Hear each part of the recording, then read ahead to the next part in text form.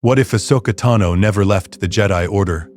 In one of the Clone Wars' darkest moments, Ahsoka Tano was framed for bombing the Jedi Temple.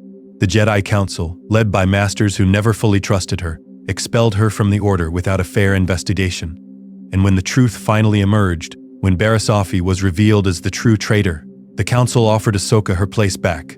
But the damage was done. The betrayal cut too deep. Ahsoka walked away from the only life she'd ever known, leaving Anakin Skywalker devastated and the Jedi Order diminished. But what if she made a different choice? What if Ahsoka swallowed her pain and accepted the Council's apology? What if she stayed and fought alongside Anakin until the very end? This is the story of how one Padawan's loyalty changed the fate of the galaxy. How Ahsoka Tano became the key to saving her master from darkness. And how her presence in the Jedi Order prevented the Empire from ever rising. This is the story of the Jedi who stayed. The Jedi Council Chamber. The offer Ahsoka Tano stands in the center of the Jedi Council Chamber, her heart heavy with betrayal. She's been cleared of all charges. Barriss Offee, her friend-turned-terrorist, has confessed to bombing the Jedi Temple and framing Ahsoka for the crime. Justice has been served, but it came too late. Master Windu speaks first, his voice formal and measured. Ahsoka Tano, the Council wishes to extend an offer. We recognize that we may have acted hastily in your expulsion. Your trial by the Republic has proven your innocence. We ask that you rejoin the Jedi Order. Ki-Adi-Mundi adds, furthermore, we believe your ordeal was actually your great trial. Now we see that you have passed it. We hereby grant you the rank of Jedi Knight. Anakin stands to the side, hope burning in his eyes. This is what he's been fighting for. His Padawan vindicated and elevated. Everything can go back to normal, but Ahsoka feels the weight of their words. May have acted hastily, your great trial, they expelled her, abandoned her, let the Republic put her on trial for her life, and now they frame it as some kind of test? She looks at each council member. Yoda, who sat in judgment, Windu, who showed no mercy, Ki-Adi-Mundi, who presumed her guilt, Plo Koon, the only one who truly believed in her innocence. Then she looks at Anakin, her master, the man who never gave up on her, who risked everything to find the real traitor. The desperation in his eyes cuts deeper than the Council's betrayal. In the original timeline, Ahsoka walks away. The Council's offer feels hollow. The Jedi's hypocrisy is too much to bear. She needs to find her own path. But in this moment, something shifts. She thinks about the clones, Rex, Fives, Jesse, who stood by her. She thinks about the innocent civilians caught in the war. She thinks about the darkness growing across the galaxy, the Sith Lord pulling strings from the shadows, and she thinks about Anakin. Her master needs her, even if he doesn't fully realize it. She can feel his attachment to her, his fear of loss. If she leaves, what happens to him? Ahsoka takes a deep breath. Masters, I appreciate the offer. I truly do, but I can't accept it under false pretenses. Anakin's face falls. The Council members exchange glances. The Council made mistakes. Ahsoka continues, her voice steady. You expelled me without proper investigation. You let the Senate dictate Jedi justice. You chose politics over truth. Those aren't signs of a great trial. They're signs of an order that's lost its way. Windu bristles. I dare to speak the truth, Ahsoka interrupts. Because that's what Jedi are supposed to do. And the truth is that the Order needs to change. We've become too entangled with the Republic, too willing to compromise our principles for political convenience. Yoda's ears perk up. Continue, you should. But Ahsoka says, surprising everyone including herself, running away won't fix those problems. The galaxy needs the Jedi. The clones need us. The innocent people caught in this war need us. And frankly, I think the Council needs someone willing to challenge its assumptions. She straightens her posture. So I'll accept your offer. I'll return to the Jedi Order. But not because I think the Council was right. I'm returning because the galaxy needs Jedi who remember what we're supposed to stand for. Justice, compassion, truth.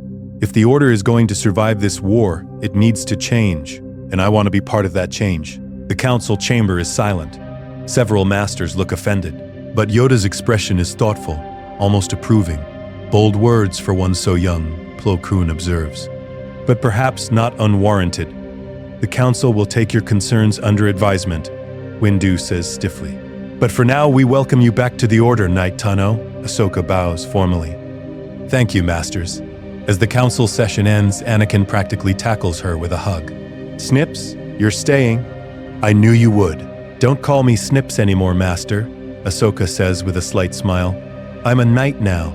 You'll always be Snips to me, Anakin grins. But then, his expression turns serious. You were right, you know, about the council. About everything. I'm glad you're staying, but I'm also glad you spoke up. Maybe they'll actually listen. Maybe, Ahsoka says. But she knows change in the Jedi Order won't come easy. The real work starts now. Forging a new path, being a Jedi Knight without a master is both liberating and isolating. Ahsoka is given her own quarters in the temple, assigned solo missions, and expected to operate independently. But she's not alone. Anakin remains her closest ally, treating her more like a partner than a former Padawan. They still fight together when possible, their combat synchronization unmatched. Ahsoka also strengthens her bonds with the clone troopers. Captain Rex becomes more than just a military ally. He becomes a true friend. She spends time with the 501st and other clone battalions, learning their individual personalities and struggles. It's during one such conversation that Rex reveals something troubling. Commander, sorry, Knight Tano, Rex corrects himself. Can I ask you something in confidence? They're alone in a Republic cruiser's hangar bay, performing maintenance on a gunship. Ahsoka senses his unease through the Force. Of course, Rex. What's wrong? It's about Fives, Rex says quietly. Before he died, he told me something. Said there was a conspiracy, something in our heads. He kept talking about the chips, about protocols, about how we were being controlled. Ahsoka's montrals perk up. What kind of chips? I don't know. The official report said he went crazy, had a breakdown, but Rex struggles with the words. I've known Fives my whole life. He wasn't crazy. He was trying to warn us about something. This is a pivotal moment. In the original timeline, Ahsoka isn't there to follow up on this lead. The mystery of the inhibitor chips remains buried until it's too late. But Ahsoka is a Jedi Knight now, with the authority to investigate. Show me everything Fives said, Ahsoka orders. Every report, every recording. If there's even a chance he was right, we need to know. Over the next weeks, Ahsoka conducts a quiet investigation. She reviews Fives' final hours, his encounter with Kix and Jesse, his desperate attempt to warn Rex and Anakin. The official reports dismiss it as paranoid delusions caused by the Rishi eel parasite, but Ahsoka notices inconsistencies. Fives was lucid enough to evade capture for hours. He knew specific details about Kamino and clone production. And his warnings about protocols and chips are too specific to be random ravings. She brings her findings to Anakin privately. I think Fives was telling the truth, she says. I think there's something in the clones' brains that we don't know about. Anakin looks troubled. The Kaminoans would never... Wouldn't they? Who commissioned the clone army, Master? Who really? We still don't know.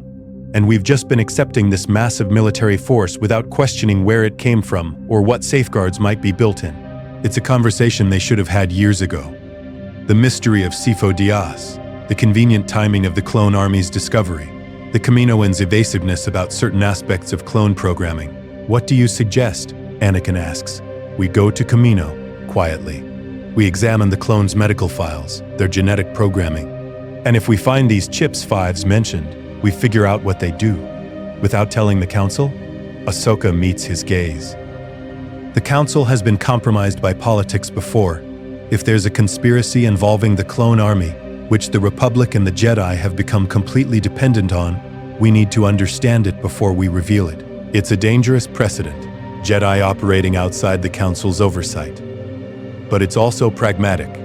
And Anakin, who's never been great at following rules himself, agrees. Kamino, the terrible truth. Ahsoka and Anakin travel to Kamino under the pretense of inspecting clone training facilities. They bring Rex with them, trusting him to help navigate clone medical records. The Kaminoans are polite but evasive. Lama Su greets them formally. General Skywalker, Knight Tano. We were not expecting an inspection. Just a routine visit, Anakin says casually. We want to review the latest training protocols, ensure our troops are getting the best preparation. It's a plausible cover. But while Lama Su tours them through training facilities, Ahsoka uses the Force to sense deception. The Kaminoans are hiding something. That night, they break into the medical archives. Rex navigates the computer systems while Ahsoka and Anakin keep watch, The clone captain's fingers fly across the keyboard, accessing files that should be restricted. "Here," Rex says, pulling up a schematic. "This is a standard clone brain scan. And this," he overlays another image, "is from a Special Forces clone. See the difference?" Ahsoka leans in. There, embedded deep in the brain tissue, is a small organic chip. According to the files, it's listed as a behavioral modification biochip. "What does it do?" Anakin asks. Rex digs deeper, his expression darkening. According to this, it's designed to ensure clone loyalty. It can be activated by specific verbal commands called contingency orders. What kind of orders? There are dozens. Order 4, Order 5, Order 37. Rex scrolls through the list, then he freezes. Order 66. Ahsoka reads the description aloud. "In the event of Jedi officers acting against the interests of the Republic, and after receiving specific orders verified as coming from the Supreme Commander, Chancellor, GAR commanders will remove those officers by lethal force, and command of the GAR will revert to the Supreme Commander until a new command structure is established." The words hang in the air like a death sentence. "They built a kill switch into the clones," Anakin says, his voice hollow. "A way to make them murder Jedi on command." "It gets worse," Rex says, his voice shaking. "Every clone has this chip. Every single one. We're all programmed to turn on you the moment someone gives the order." Ahsoka places a hand on Rex's shoulder. "You didn't know. None of the clones knew." "That doesn't matter." Rex slams his fist on the console. "We're walking time bombs. How many times have I fought beside you, trusted you with my life? And the whole time, there's been a switch in my brain that could turn me into your executioner." "Then we remove the chips," Ahsoka says firmly. "All of them. Starting with the 500 first, then expanding to the whole Grand Army. The Kaminoans won't allow it," Anakin points out. "And if we reveal this to the Senate or the Council, whoever planted Order 66 in the programming will know we've discovered it. Then we do it quietly," Ahsoka decides. "We tell the clones the truth, those we trust absolutely. Rex, Cody, Wolf, the commanders who've proven themselves loyal, we give them the choice to remove the chips, and we build a network of de-chipped clones who can help us figure out who's behind this. It's a conspiracy within a conspiracy, but it's also their only play. The de-chipping begins." Over the next months, Ahsoka and Anakin carefully reveal the truth to select clone commanders. The reactions are uniform: shock, horror, and fury at being violated so fundamentally. Captain Rex is the first to have his chip removed. The surgery is performed by a sympathetic medical droid, with Ahsoka using the Force to guide the delicate procedure. It's risky. The chip is embedded deep, and one wrong move could cause brain damage or death. But Rex survives, and for the first time in his life, he's truly free. "How do you feel?" Ahsoka asks as he recovers. Rex touches his head gingerly. Like there's a weight I didn't know I was carrying, and now it's gone. I can't explain it better than that." One by one, they bring in trusted clones: Commander Cody, Commander Wolf, Fives' brothers Jesse and Kix. Each surgery is performed in secret, often during routine medical checkups to avoid suspicion. The de-chipped clones become a secret brotherhood. They know the truth that could destroy the Republic's military if revealed prematurely. They know they're living evidence of a conspiracy that reaches to the highest levels, and they're absolutely loyal to the Jedi who freed them. But the process is slow. There are millions of clones across the galaxy. They can't possibly de-chip them all before the conspiracy activates. So Ahsoka focuses on a different strategy: identifying who planted Order 66. The investigation Ahsoka begins investigating the clone army's origins. She reviews the mission of Jedi Master Sifo Dyas, who allegedly commissioned the army years before his death. She examines financial records, tracking the credits that funded Kamino's cloning operation. Every trail leads to dead ends or classified files, but she's patient and persistent. Then, she catches a break. While reviewing Senate records, she notices something odd. Chancellor Palpatine has been gradually accumulating emergency powers throughout the war. Each new crisis leads to expanded executive authority, and many of those crises seem convenient. The invasion of Coruscant, the battles that required the Chancellor's direct intervention, the Senate votes that just barely gave him more power. The timing is too perfect. Ahsoka shares her suspicions with Anakin during a quiet moment in the temple. What if the war itself is the conspiracy, she asks. What if someone is orchestrating both sides, using the conflict to gain power? That's insane, snips, Anakin says, but his voice lacks conviction. The Separatists are led by Count Dooku, a Sith Lord. The Republic is, well, the Republic. But who's really running the Separatists? Dooku answers to Darth Sidious. And we still haven't identified Sidious. What if he's not hiding in the Outer Rim? What if he's right here on Coruscant, using both sides for his own purposes? It's a terrifying thought.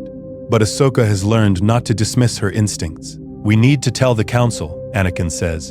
And tell them what? That we think there's a Sith Lord controlling the war, possibly from within the Republic, and we have no proof except suspicious timing and a kill switch in the clone army that we discovered by breaking into Kamino's medical files without authorization. Anakin grimaces. When you put it that way, we need proof, Ahsoka insists. Real proof. Something the Council can't dismiss. And until we have it, we keep investigating quietly. Investigating Palpatine. Ahsoka's suspicions about Chancellor Palpatine grow stronger with each passing month. She begins shadowing him discreetly, using her Force abilities to observe without being detected. What she discovers troubles her. Palpatine meets with senators in private, always emerging with their support for expanded powers. He expresses concern for Anakin constantly, asking about his well-being, his frustrations with the Council, his fears, and there's something else. A darkness around Palpatine that Ahsoka can't quite identify. It's not the clear corruption of dark side users she's encountered. It's more subtle, more hidden. She brings her concerns to Obi-Wan Kenobi, knowing he'll be more receptive than the Council as a whole. Master Kenobi, I need to discuss something sensitive. They're in Obi-Wan's quarters, private and secure. He pours them both tea, sensing this is serious. Of course, Ahsoka. What troubles you? The Chancellor. There's something wrong about him. I can't prove it, but my instincts are screaming danger. Obi-Wan strokes his beard thoughtfully. That's quite an accusation. Palpatine has been a steadfast ally of the Jedi. Has he been using us? Every decision that's expanded the war, every crisis that's required Jedi intervention, they all benefit him politically, and he's taken an unusual interest in Anakin. That last point makes Obi-Wan pause. He's noticed Palpatine's attention to his former Padawan as well. What exactly are you suggesting? I don't know, Ahsoka admits, but I think we should investigate him. Quietly, check his movements, his communications, his background. If there's nothing suspicious, fine. But if there is, you realize that investigating the Supreme Chancellor is borderline treason? So was the Senate putting me on trial for crimes I didn't commit, Ahsoka replies. Sometimes we have to break rules to uncover the truth. Obi-Wan considers this for a long moment. Then he nods. Very well, but we'll be discreet, and will involve only those we absolutely trust. If you're wrong, this could be catastrophic. If you're right, it could be even worse. The Battle of Mandalore, the war continues while they investigate. Ahsoka is deployed to Mandalore, where Darth Maul has taken control and is wreaking havoc. It's a crucial mission, one that will have lasting consequences. But this time, Ahsoka doesn't go alone. With her new status as a Jedi Knight and the trust she's built, she commands her own battalion, the 501st's finest, all de-chipped, all loyal. Captain Rex stands beside her as they plan the assault on Mandalore's capital. We've got intel that Maul is holed up in the throne room, Rex reports. Heavy droid presence, plus Death Watch loyalists who've sided with him. We'll need to hit them fast, Ahsoka strategizes. Divide their forces, prevent them from coordinating a defense. The battle is intense. Mandalore's warriors are fierce, and Maul's tactical mind makes him a formidable opponent even without direct combat. But Ahsoka's forces are motivated and well-trained. During the assault, Ahsoka confronts Maul directly.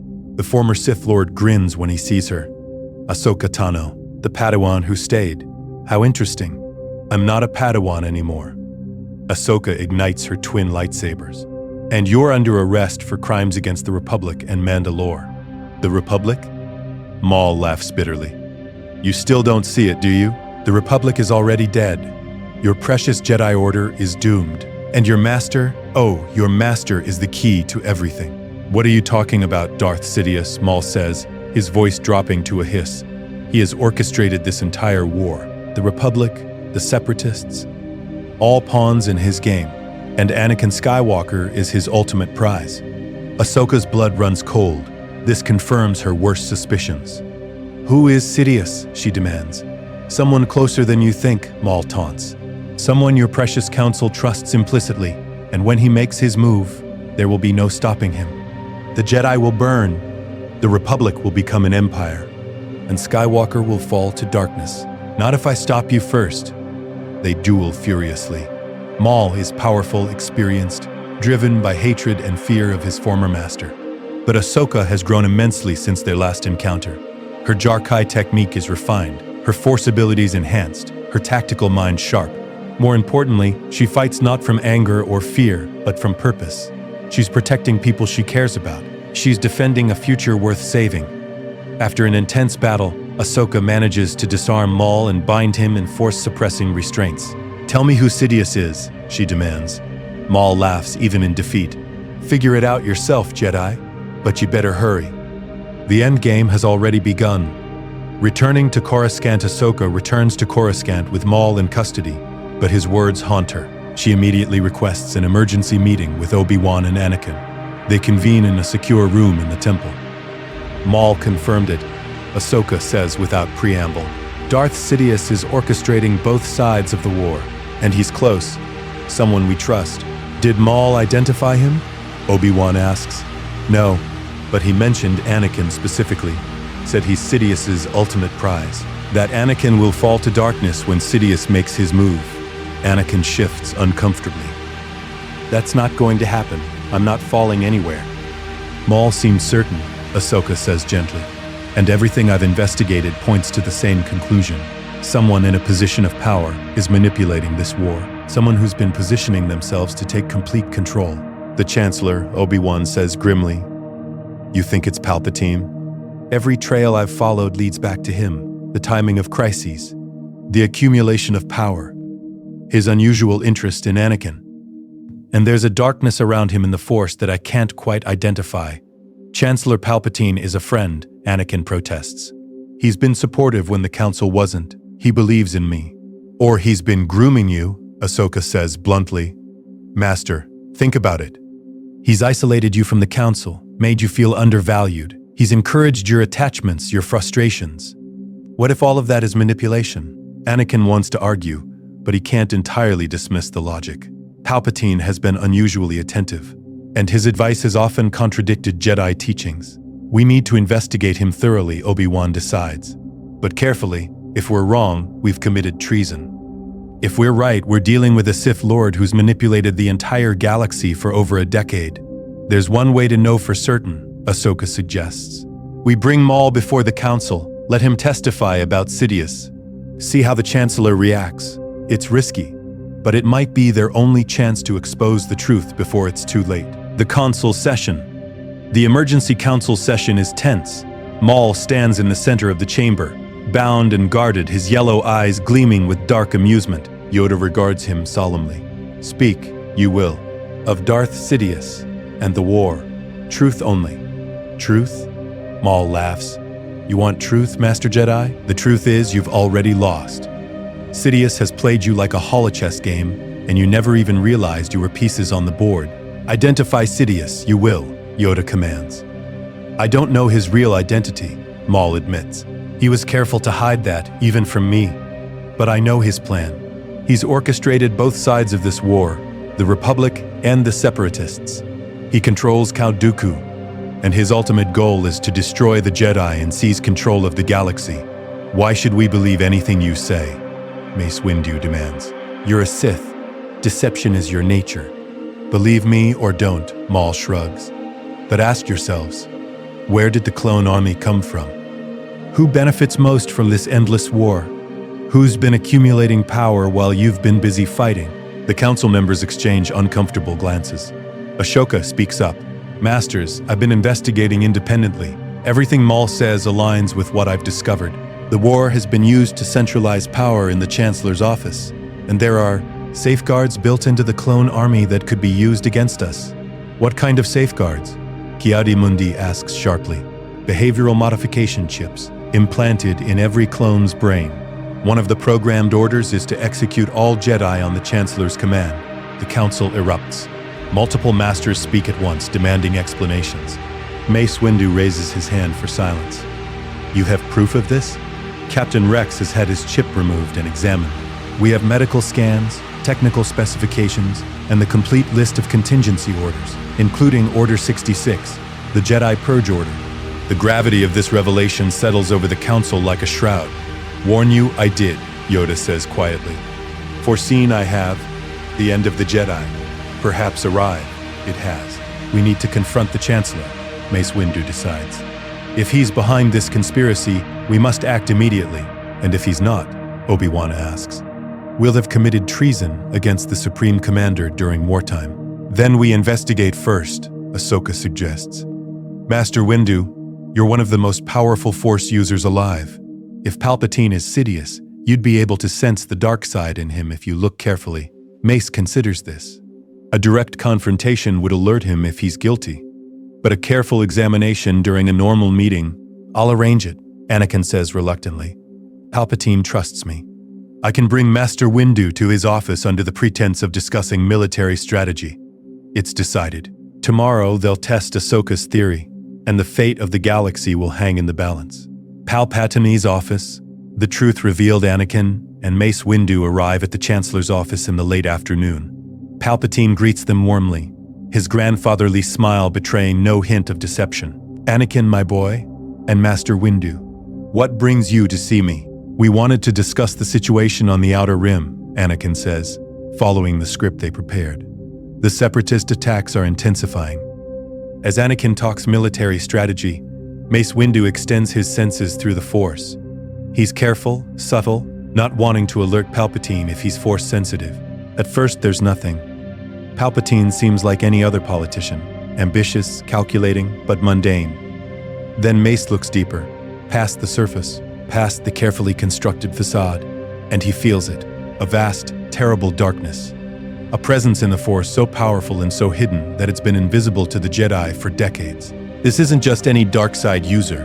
This is a Sith Lord, possibly the most powerful Sith in a millennium. Mace's hand moves toward his lightsaber, but Palpatine notices immediately. The kindly expression melts away, replaced by cold calculation. "Ah, Master Windu. I see you finally discovered my secret. I was wondering how long it would take." Anakin's eyes widen in shock. "Chancellor? I am no mere Chancellor, young Skywalker." Palpatine's voice becomes deeper, more menacing. "I am Darth Sidious, Dark Lord of the Sith, and I have been orchestrating this galaxy's fate since before you were born." Mace ignites his lightsaber. "You're under arrest. Are you threatening me, Master Jedi?" Palpatine stands, Force lightning already crackling at his fingertips. But before the situation can escalate, the door bursts open. Ahsoka, Obi-Wan, and 4 Jedi Knights enter, lightsabers drawn. They were waiting nearby, ready to intervene. Palpatine is surrounded by 7 Jedi, all powerful, all ready to fight.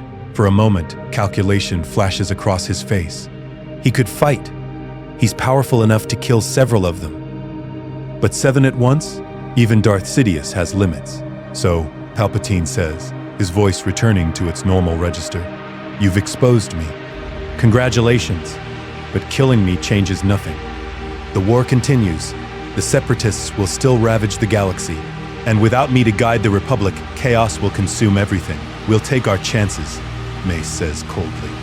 "You orchestrated this war. You created the suffering you claim to be protecting us from, and you've manipulated the entire Republic to accumulate power. I brought order to chaos." Palpatine's voice rises. "The Republic was dying, strangled by bureaucracy and corruption. I saved it. You perverted it," Ahsoka counters. "You turned a democracy into your personal dictatorship." Palpatine's eyes focus on her. "Ahsoka Tano, the Padawan who should have left. Your decision to stay has disrupted my plans considerably. I had such hopes for young Skywalker, but your presence has made him resilient to my influence." Anakin's hands clench into fists. "You manipulated me. Everything you said, every piece of advice, it was all lies." "Not lies," Palpatine corrects. "Strategic truths. I genuinely do care for you, Anakin. You could have been my greatest achievement. Together we could have ruled the galaxy, brought true order to—" "Enough," Mace interrupts. "Your manipulations are over. You're coming with us to stand trial." Palpatine smiles coldly. "Am I? And what crime will you charge me with? Being a Sith? That's not illegal. Orchestrating political strategies? Every politician does that. You have no proof of any actual crimes. It's a chilling point. Everything Palpatine has done, he's done through proxies and legal maneuvers. Tying him directly to separatist attacks or specific war crimes will be nearly impossible. We have Maul's testimony, Obi-Wan points out. The word of a confessed criminal and Sith? Hardly compelling evidence. And the chips in the clone army, Ahsoka adds. The ones programmed to kill Jedi on your command. Palpatine's eyes narrow. You found those, did you? Clever girl. But those were safeguards, in case the Jedi ever attempted to overthrow the Republic. Perfectly legal defensive measures, the argument could continue indefinitely. But Mace Windu has had enough. Take him, he orders the other Jedi. Palpatine's expression hardens. So be it. Lightning erupts from his hands, but 7 Jedi are ready. Their lightsabers intercept the energy, redirecting it harmlessly. Palpatine tries to flee using force speed, but Obi-Wan is faster, cutting off his escape route. The Sith Lord fights with incredible skill and power. He kills one Jedi Knight with a lightning blast that overwhelms her defenses. He wounds another with his lightsaber, revealed from within his sleeve, but he's outnumbered. Mace Windu's Bappa technique feeds on Palpatine's dark side energy, turning it against him. Ahsoka's agility and dual lightsabers create openings. Anakin's raw power hammers at Palpatine's defenses. Finally, Obi-Wan finds an opening and cuts Palpatine's lightsaber arm off at the elbow. The Sith Lord falls, his weapon clattering to the floor. Mace Windu's blade is at his throat. It's over, Sidious, Mace says. Palpatine looks up at Anakin, playing his last card. Anakin, please. Don't let them kill me. I can save Padme. I can teach you the power to prevent death. She's going to die, and only I can— Liar, Anakin says coldly. You've been manipulating me from the start, using my fears, my attachments, my frustrations. But I'm not alone anymore. I have Ahsoka. I have Obi-Wan. I have Padme. I don't need you. Palpatine's expression twists with rage. You're a fool, Skywalker. Without me, the Republic will fall. The Separatists will— The Separatists are your puppets, Ahsoka interrupts. Once we reveal that you've been controlling both sides, the war will end. And with that, Darth Sidious, the Dark Lord of the Sith who orchestrated the Clone Wars and nearly destroyed the Jedi Order, is placed in force-suppressing restraints and taken into custody. The nightmare that could have consumed the galaxy has been stopped. The aftermath, news of Palpatine's arrest sends shockwaves through Coruscant and the broader galaxy. The Supreme Chancellor, revealed as a Sith Lord. The war orchestrated by both sides' leadership. The Senate is in chaos. Many senators knew nothing of Palpatine's true nature and are genuinely shocked. Others, who benefited from his patronage, scramble to distance themselves. Bail Organa and Mon Mothma emerge as leaders of the reformist faction, pushing for immediate elections and a restructuring of the Republic's government. Meanwhile, the Jedi Order faces its own reckoning. An emergency council session is called, this time including Ahsoka, Anakin, and several other knights who helped expose Palpatine. Failed we have, Yoda says heavily. A Sith Lord under our noses for years. Manipulated we were. Blinded by our arrogance. We were so focused on the war that we stopped looking for threats within, Obi-Wan adds. We allowed ourselves to become servants of the Republic rather than servants of the Force. But we stopped him, Ahsoka points out. Because we questioned. Because we investigated. Because we didn't just accept what we were told. Maybe that's the lesson. Mace Windu nods slowly. The Order must change. We've become too rigid, too hierarchical, too disconnected from the living force. If we're to survive, we must adapt. Change begins with Ahsoka Tano, Plo Koon says. She challenged us, spoke truth to power, stayed despite the Council's failure, and in doing so, saved us all. It's an acknowledgement that cuts deep. The Council failed Ahsoka, and she saved them anyway. What happens now? Ki-Adi-Mundi asks. Now we end the war properly, Anakin says. Without Palpatine controlling them, the Separatists will collapse. Dooku will be isolated. We can negotiate peace. And the clone army? Another master asks. With the chips removed? The clones deserve the truth, Ahsoka states firmly. All of them. We tell them about the chips, offer them removal surgery, and give them the choice of whether to continue serving or pursue their own paths. It's a revolutionary proposal. But after everything that's happened, the Council can't deny the clones their autonomy. Confronting Count Dooku, With Palpatine imprisoned and his conspiracy exposed, the Separatist leadership fractures. Count Dooku, Palpatine's apprentice, suddenly finds himself without a master or a plan. The Jedi locate him on Sereno, his home planet. A strike team is assembled: Anakin, Obi-Wan, and Ahsoka, the three who fought him most frequently. They find Dooku in his family estate, sitting calmly in a meditation chamber. "I've been expecting you," the Count says, without opening his eyes. "My master is defeated. The grand plan lies in ruins. I suppose you've come to kill me." "We've come to offer you a choice," Obi-Wan says. "Surrender, stand trial. Help us dismantle what Sidious built." Dooku opens his eyes, regarding them with weary amusement. "And why would I do that? I'm a Sith Lord. The Jedi are my enemies." "Are we?" Ahsoka asks. "Or were you just Sidious's tool? He used you, manipulated you, sent you to fight a war you couldn't win. When did you last make a choice that was truly yours?" It's a pointed question. Dooku was once Jedi Master Dooku, Qui-Gon Jinn's master, a respected member of the Council. His fall to the dark side was driven by disillusionment with the Republic, but Palpatine exploited and directed that disillusionment. "You know nothing of my choices," Dooku says coldly. "I know you were a Jedi once," Obi-Wan says gently. "My master spoke of you often.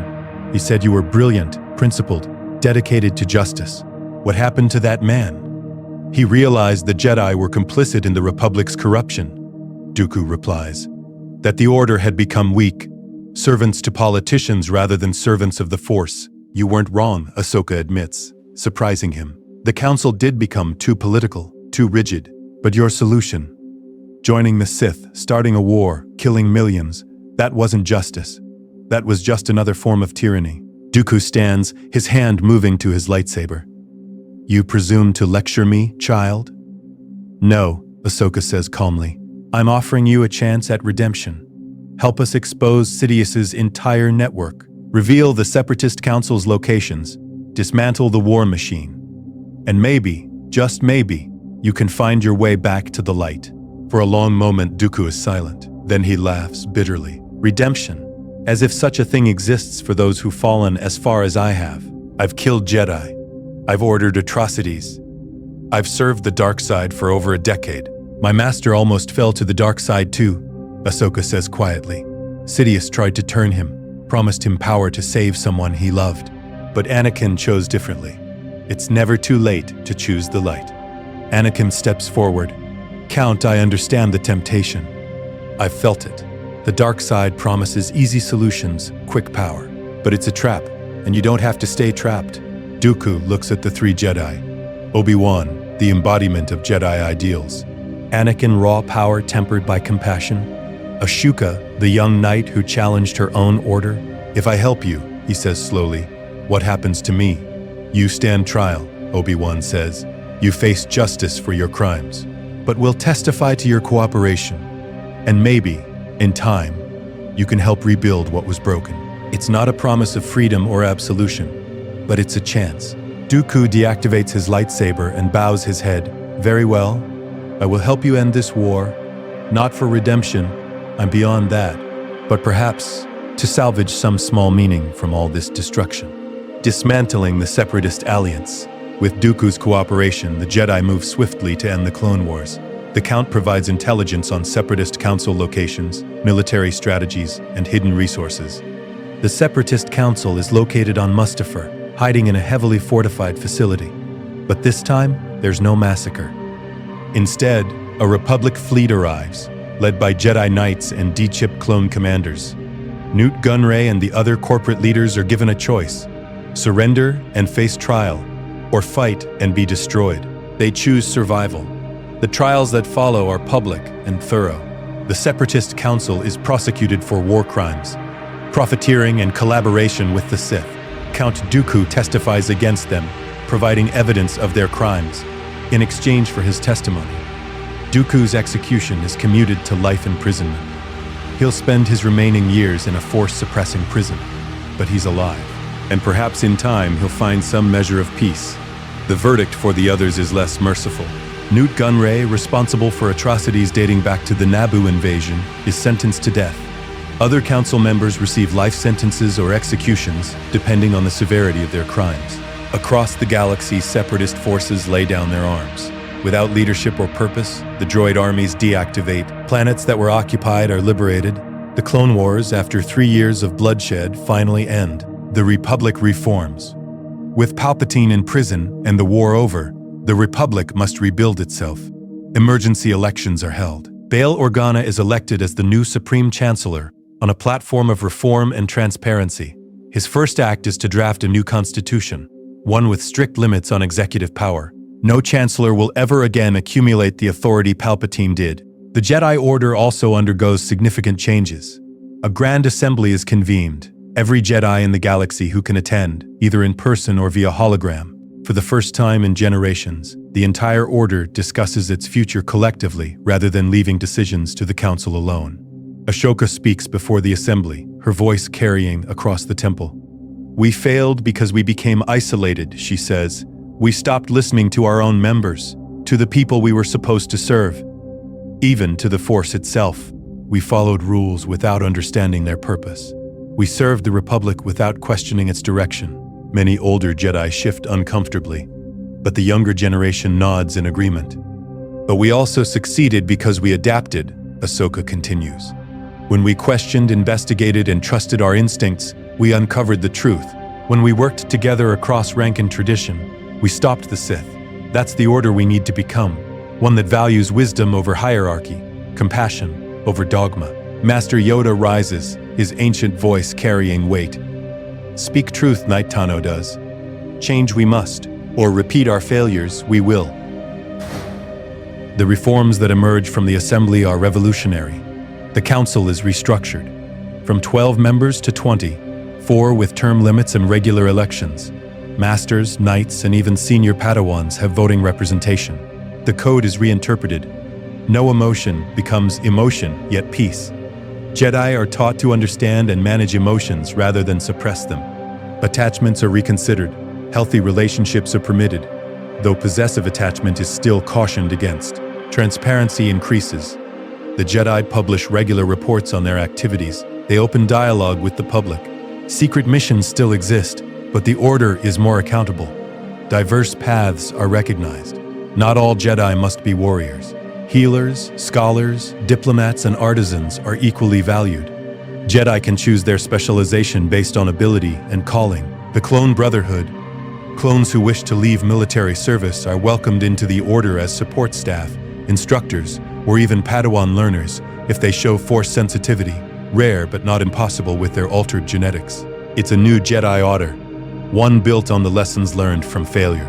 And Ahsoka, despite her youth, is offered a permanent seat on the new council. She accepts. The galaxy watches the trial of Emperor Palpatine. He declared himself emperor in his final moments of freedom. Becomes the most watched event in galactic history. Trillions tune in to see the Sith Lord who orchestrated the Clone Wars held accountable. The prosecution is led by Padme Amidala, who spent months building an airtight case.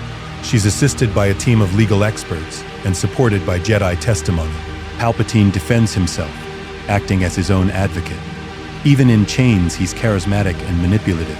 "I saved the Republic," he argues before the court. "When I took office, the galaxy was paralyzed by bureaucracy and corruption. I brought efficiency, order, strength. The war was unfortunate but necessary to purge weakness from our society." "You orchestrated both sides of that war," Padme counters. "You created the separatist movement through your apprentice, Count Dooku. You commissioned the clone army through manipulation and murder. You used the conflict to accumulate power and eliminate your enemies. I brought order to chaos." Palpatine's voice rises. "Without my leadership, the Republic would have collapsed." "You're right about one thing," Padme says. "The Republic was broken. Corruption was rampant. Bureaucracy was strangling progress. But instead of reforming it legally, you corrupted it further. You turned a flawed democracy into a dictatorship. You caused the deaths of billions to satisfy your lust for power. The evidence is overwhelming. Financial records linking Palpatine to separatist funding. Communications with Dooku discussing strategy.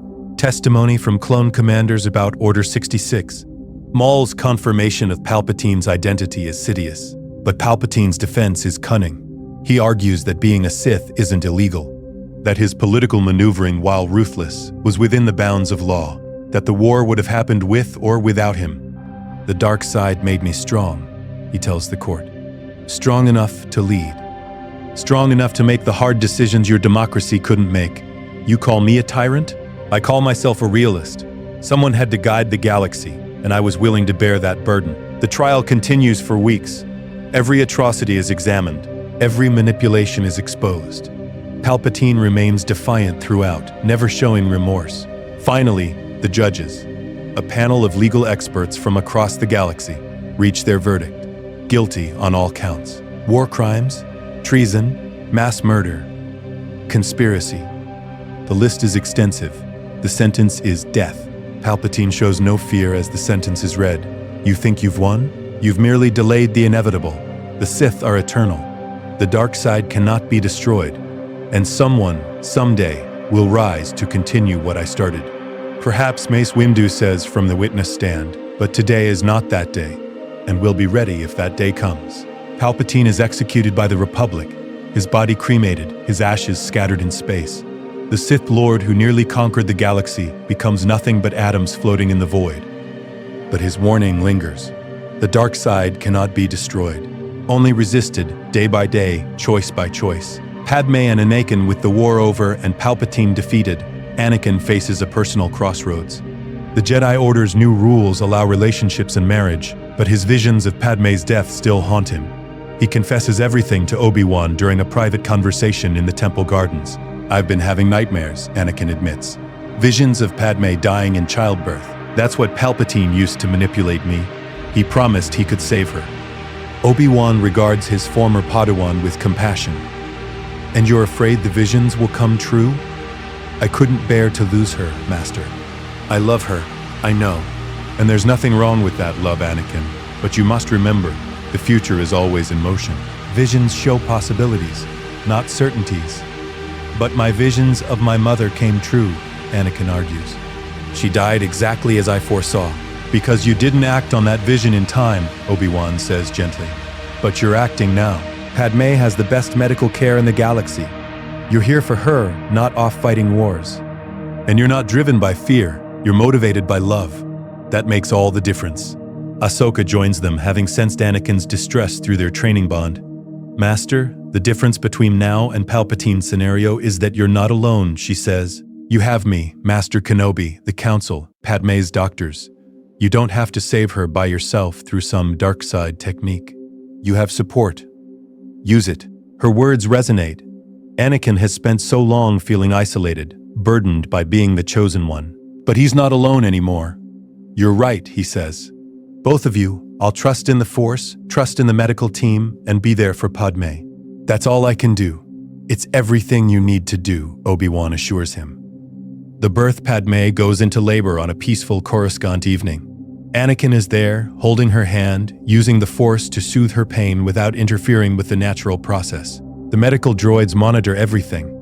Bail Organa and his wife Breha wait outside, ready to support their friend. Obi-Wan and Ahsoka meditate nearby, sending calming energy through the Force. The birth is difficult, but not dangerous.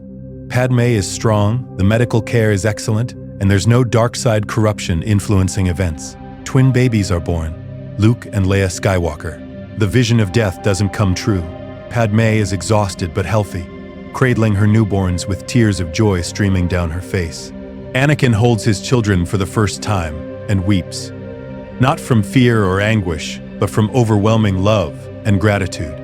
They're perfect, Padme whispers. They're our future, Anakin replies. The dark vision has been prevented, not through Sith alchemy or forbidden techniques, but through community, support, and trust. Anakin's fear of loss doesn't control him anymore. He's learned the hardest lesson: loving without possessing, caring deeply while accepting that nothing is permanent. It's what the Jedi tried to teach all along, but he needed to experience it himself to truly understand. 15 years later, the galaxy has changed dramatically. The Republic has been reformed with strong democratic institutions and checks on power. The Jedi Order has evolved into a more open and adaptable organization. The clone troopers have become full citizens, many serving in the military, others pursuing civilian lives. Luke and Leia Skywalker are 15 years old, being trained in the new Jedi ways. They're powerful Force users, inheriting their father's strength, but they're also grounded, raised in a loving family with both parents present. Luke studies under Obi-Wan Kenobi, learning the elegant defensive techniques of Soresu, alongside the aggressive power of Jem So. He's naturally talented, combining Anakin's raw ability with Padme's strategic mind. Leia trains under Ahsoka Tano, learning her master's adaptive dual-wielding style. But Leia is also politically active, accompanying Padme to Senate sessions and learning diplomacy alongside Force training. Both children know they're the chosen one's offspring, but they don't feel burdened by it. Anakin has taught them that power is a responsibility, not a privilege. One evening, Luke approaches Ahsoka in the temple training room. She's practicing kata, her white lightsabers moving in perfect synchronization. "Master Ahsoka," Luke interrupts. "Can I ask you something?" Ahsoka stops, deactivating her sabers. "Of course, Luke. My dad told me that you're the reason he didn't fall to the dark side. That if you'd left the Order like you were supposed to, he would have become a Sith. Is that true?" Ahsoka considers her response carefully. "Your father faced a terrible choice. Palpatine tried to manipulate him, promised him power to save your mother. In another version of events, he might have accepted. But I think your father would have found his way back to the light regardless. He's stronger than he gives himself credit for. But you helped him? I stayed when I could have left. I questioned when others accepted. I investigated when it would have been easier to ignore. And yes, I was there when your father needed me most. But he made his own choices, Luke. That's what being a Jedi is, making the right choice even when it's hard." Luke absorbs this wisdom. "Do you ever regret staying, after what the Council did to you?" Ahsoka smiles. "Every day I'm grateful for that choice. Not because the Council deserved my loyalty. They didn't. Not then. But because the galaxy needed Jedi who wouldn't give up. Your father needed me. The clones needed advocates. The truth about Palpatine needed to be uncovered. If I'd walked away, none of that happens. So you stayed for others, not for yourself?" "I stayed because it was the right thing to do," Ahsoka corrects. "Sometimes the right choice costs us personally. But that's what makes it right." The Sith cultists, not everyone approved of the Republic's reforms and the Jedi's continued existence. Scattered across the galaxy are Sith cultists, dark side worshippers who see Palpatine as a martyr and want to resurrect the Sith Order. They're not powerful individually, but they're numerous, fanatic, and growing bolder. The most significant cult calls itself the Acolytes of the Beyond. They've been gathering Sith artifacts, studying forbidden texts, and recruiting Force-sensitive individuals dissatisfied with the Jedi's teachings. Their leader is a former Jedi named Karis, who fell to the dark side during the Clone Wars and escaped detection. She's charismatic, powerful, and absolutely committed to reviving the Sith. The cult strikes at a Jedi academy on Lothal, attacking during a training session. Several young Padawans are killed before the attack is repulsed. The Jedi Council convenes an emergency session. Ahsoka, now a senior council member, listens to the reports grimly. "This is the third attack this year," Mace Windu notes. "The cult is growing bolder. We need to find their base of operations," Obi-Wan suggests. "Cut off the head of this serpent before it grows too large." "I'll lead the hunt," Anakin volunteers. "I know the dark side. I know how these cultists think. Let me handle it." "You won't go alone," Ahsoka states. "We'll assemble a strike team. Masters and knights who can handle dark side users without being corrupted themselves." The team includes Anakin, Ahsoka, Mace Windu, and several other veteran Jedi. They also bring Luke and Leia, now 15, powerful and ready for their first major mission. The hunt takes them across the galaxy, following a trail of dark side energy and cult activity. Finally, they track the acolytes to an ancient Sith temple on Korriban, confronting the darkness. The Sith temple on Korriban pulses with dark side energy. It's ancient, dating back millennia, built on ground saturated with the Force's dark aspects. The Jedi team enters carefully, their lightsabers ready. Cultists attack immediately. Former Jedi, dark side warriors, fanatics willing to die for their cause. The battles are intense but manageable. These cultists are skilled, but they're not true Sith Lords. The Jedi Masters handle them efficiently. But then they reach the inner sanctum, where Karis waits. She's transformed herself through dark side alchemy, her body enhanced, her eyes burning yellow. 2 red lightsabers hang from her belt. "Anakin Skywalker," she greets him with a smear. the chosen one who rejected his destiny. Palpatine offered you the galaxy, and you threw it away for weakness. I threw away tyranny for freedom, Anakin counters. There's a difference. Freedom? Karis laughs. You're a slave to Jedi dogma, to Republic bureaucracy, to your pathetic attachments. The Sith offered true freedom, power without limits. Power without wisdom is just destruction, Ahsoka states. We've seen where the Sith path leads. Death, betrayal, emptiness. Is that what you want? I want strength. Karis ignites her lightsabers. And I'll take it from your corpses. The battle that follows is fierce. Karis is powerful, enhanced by dark side techniques, and consumed by rage. She fights with the ferocity of someone who has nothing to lose. But she's facing 7 Jedi, including 3 of the Order's finest warriors. Anakin counters her power with his own. Ahsoka's agility finds openings. Mace Windu's Vapad feeds on her dark side energy. Luke and Leia work together perfectly, their twin bond allowing them to coordinate attacks seamlessly. They're young, but their training is excellent and their power is formidable. Slowly, they wear Karis down. Her enhancements burn out. Her rage becomes desperation. And finally, Ahsoka finds an opening and disarms her, sending both lightsabers flying. Karis falls to her knees, defeated and exhausted. Kill me, she demands. Prove you're no different from the Sith. You'll stand trial, face justice, and maybe in time you'll realize that the dark side gave you nothing but pain.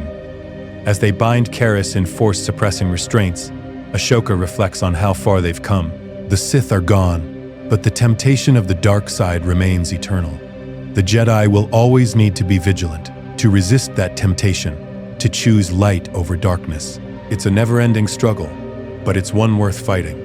30 years later, Ahsoka Tano is 65 years old. Her mantrals have fully matured, her face shows the wisdom of decades, but her presence in the Force remains powerful. She stands in the Jedi Temple's Hall of Remembrance, looking at a memorial wall. Names are inscribed there. Jedi who died during the Clone Wars, clones who sacrificed themselves, innocents caught in the conflict. But there's also a special plaque. It reads, "The choice that saved the galaxy." Below it, a brief inscription. Ahsoka Tano offered the chance to leave the Jedi Order after being wrongly accused and expelled, chose instead to stay.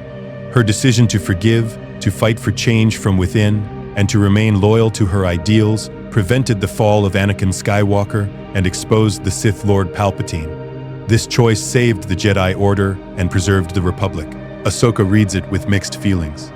She never wanted to be memorialized for a single decision, but she understands why the Council made this plaque, to remind future generations that choices matter, that staying and fighting is sometimes braver than walking away. Anakin joins her, now 72, his hair gray but his spirit still strong. Strange, isn't it? He muses. One choice, one moment, and everything changes. Every choice changes something, Ahsoka replies. We just don't always see the ripples. If you'd left like you were supposed to, I would have fallen, Anakin says quietly. Palpatine would have turned me. The Jedi would have been destroyed. The Republic would have become an empire. Millions more would have died. You don't know that for certain. Yes, I do, Anakin insists. I've meditated on it extensively.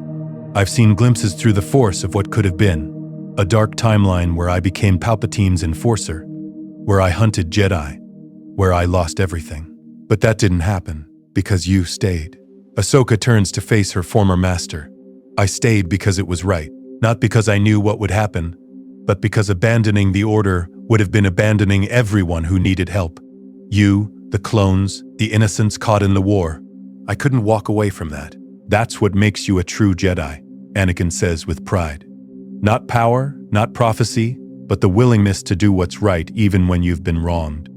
They stand in comfortable silence for a moment. Then Luke and Leia approach, now 45, both senior council members with their own Padawans. Grandfather, Master Ahsoka, Leia greets them formally. The new Padawan class is ready for their oath ceremony. You're both invited to attend. Ahsoka smiles. I wouldn't miss it. They walk together through the temple, 4 generations of Jedi. Anakin and Ahsoka, who prevented the galaxy's fall, Luke and Leia, who inherited a better world, and the new Padawans, who will carry the Order into the future. The ceremony is beautiful. Younglings pledge to serve the Force, to protect the innocent, to seek wisdom and justice. Their vows are simpler than the old code, more focused on compassion than restriction. As Ahsoka watches them, she reflects on her journey. She was expelled from the Order, betrayed by those she trusted. She could have let that define her, let bitterness consume her, let anger drive her away. Instead, she chose forgiveness. She chose to fight for change. She chose to stay. And that choice saved the galaxy. Epilogue. The legacy 50 years after the Clone Wars end, Ahsoka Tano passes away peacefully in her sleep. Her funeral is attended by thousands. Jedi, senators, clone veterans, citizens from across the galaxy who benefited from her service. A monument is erected in the Temple Gardens. It depicts Ahsoka standing between Anakin and the Jedi Council, her dual lightsabers raised high. The inscription reads, Ahsoka Tano the Jedi, who stayed when betrayed. She chose forgiveness over bitterness. When tested, she chose light over darkness. Her loyalty saved her, Master, exposed the Sith, and preserved the Order. May her example remind us that every choice matters, and that staying to fight is often braver than walking away. The Jedi Order she helped save continues to thrive. The reforms she fought for remain in place. The clones she advocated for are honored citizens. The galaxy she protected enjoys an unprecedented era of peace and prosperity, all because one Padawan, faced with the Council's failure and her own justified anger, made a different choice. She stayed. And in staying, she became not just a Jedi Knight, but a legend, a symbol of resilience, forgiveness, and the power of one person's choice to change the galaxy's fate. Luke Skywalker, now a Grand Master, stands before her monument with his own Padawans. Master Ahsoka taught us that being a Jedi isn't about being perfect, he tells them. It's about choosing to do right even when you've been wrong. About staying and fighting even when walking away would be easier. About believing in the light even when surrounded by darkness. One young Padawan asks, what if we're faced with a choice like she was? What if we're betrayed? Then you'll remember Master Ahsoka's example, Luke says. Remember that bitterness is a choice, just like forgiveness is a choice. That leaving is a choice, just like staying is a choice. And that every choice we make ripples outward, affecting people we may never meet. The Padawans bow their heads, absorbing the lesson. As the sun sets over Coruscant, the Jedi Temple glows with warm light. Inside, hundreds of Jedi of all ages continue their studies, their training, their service to the galaxy. The Sith are gone, destroyed by Jedi who refused to give up, who investigated when it would have been easier to ignore, who stayed when leaving would have been justified. The Republic is strong and free, governed by laws rather than tyrants, guided by wisdom rather than fear, and the Jedi Order has become what it was meant to be. Not perfect, but striving. Not infallible, but adaptable. Not isolated, but connected to the life they serve. All because Ahsoka Tano made one choice. She stayed. That choice echoes through the decades, a reminder that every decision matters, every moment of forgiveness counts, and every person has the power to change the galaxy, if they're brave enough to stay and fight when others would walk away. The galaxy is better because she stayed, and it will never forget the Padawan who chose loyalty over bitterness, who chose service over anger, who chose light over darkness. Ahsoka Tano, the Jedi who stayed, and in staying, saved everything. The end.